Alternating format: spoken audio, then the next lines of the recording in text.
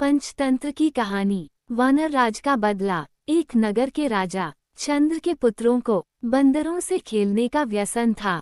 बंदरों का सरदार भी बड़ा चतुर था। वह सब बंदरों को नीतिशास्त्र पढ़ाया करता था।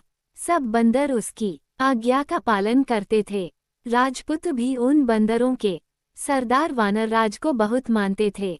उसी नगर के राजगृह में छोटे राजपुत्र के वाहन के लिए कई मेढे भी थे। उनमें से एक मेढा बहुत लोभी था। वह जब जी चाहे तब रसोई में घुसकर सब कुछ खा लेता था। रसोई उसे लकड़ी से मारकर बाहर निकाल देते थे। वानरराज ने जब ये कलह देखा तो वह चिंतित हो गया। उसने सोचा, ये कलह किसी दिन सारे बंदर समाज के नाश का कारण हो जाएगा। कारण ये कि जिस दिन कोई नौकर इस मेढे को जलती लकड़ी से मारेगा, उसी दिन यह मेढा घुड़साल में घुसकर आग लगा देगा। इससे कई घोड़े जल जाएंगे। जलन के घावों को भरने के लिए बंदरों की चर्बी की मांग पैदा होगी। तब हम सब मारे जाएंगे। इतनी दूर की बात सोचने के बाद उसने बंदरों को सलाह दी कि वे अभी से राजगृह का त्याग कर दें। किंतु उस समय बंदरों ने उसकी बात को नहीं सुना। राजगृह में उन्हें मीठे मीठे फल मिलते थे। उन्हें छोड़कर वे कैसे जाते। उन्होंने वानरराज से कहा कि बुढ़ापे के कारण तुम्हारी बुद्धि मंद पड़ गई है। हम राजपुत्र के प्रेम व्यवहार और अमृत समान मीठे फलों को छोड़कर जंगल में नहीं जाएंगे। वानरराज ने आंखों में आंसू भरकर कहा, मूर्खों, तुम इस लोभ का परिणाम नहीं जानते। ये सुख तुम्हें बहुत महंगा पड़ेगा। ये कहकर वानरराज स्वयं राजगृह छोड़कर वन में चला गया। उसके जाने के बाद एक दिन वही बात हो गई जिससे वानरराज ने वानरों को सावधान किया था। एक लोभी मेढा जब रसोई में गया तो नौकर ने जलती लकड़ी उस पर फेंकी। मेढे के बाल जलने लगे। वहां से भागकर वह अश्वशाला में घुस गया। उसकी चिनगारियों से अश्वशाला भी जल गई। कुछ घोड़े आग से जलकर वहीं मर गए। कुछ रस्सी तुड़ाकर शाला से भाग गए। तब राजा ने पशु चिकित्सा में कुशल वैद्यों को बुलाया और उन्हें आग से जले घोड़ों की चिकित्सा करने के लिए कहा। वैद्यों ने आयुर्वेद शास्त्र देखकर सलाह दी कि जले घावों पर बंदरों की चर्बी की मरहम बनाकर लगाई जाए। राजा ने मरहम बनाने के लिए सब बंदरों को मारने की आज्ञा दी। सिपाहियों ने सब बंदरों को पकड़कर लाठियों और पत्थरों से मार दिया। वानरराज को जब अपने वंश क्षय का समाचार मिला तो वह बहुत दुखी हुआ। उसके मन में राजा से बदला लेने की आग भड़क उठी। दिन रात वह इसी चिंता में घुलने लगा। आखिर उसे एक वन में ऐसा तालाब मिला जिसके किनारे मनुष्यों के पदचिन्ह थे। उन चिन्हों से मालूम होता था कि इस तालाब में जितने मनुष्य गए सब मर गए, कोई वापस नहीं आया। वह समझ गया कि यहाँ अवश्य कोई नरभक्षी मगरमच्छ है। उसका पता लगाने के लिए उसने एक उपाय किया। कमल नाल लेकर उसका एक सिरा उसने तालाब में डाला और दूसरे सिरे को मुख में लगाकर पानी पीना शुरू कर दिया।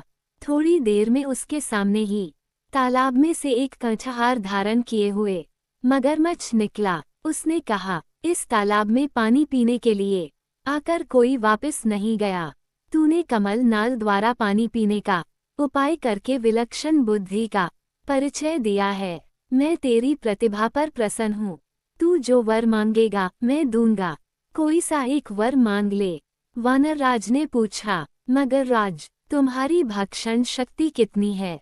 मगरराज, जल में मैं सैकड़ों सहस्त्रों पशु या मनुष्यों को खा सकता हूँ। भूमि पर एक गिदड़ भी नहीं। वानरराज, एक राजा से मेरा वैर है।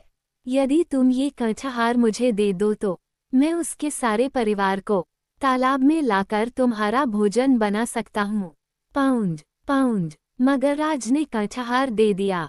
वानरराज कंठहार पहनकर राजा के महल में चला गया।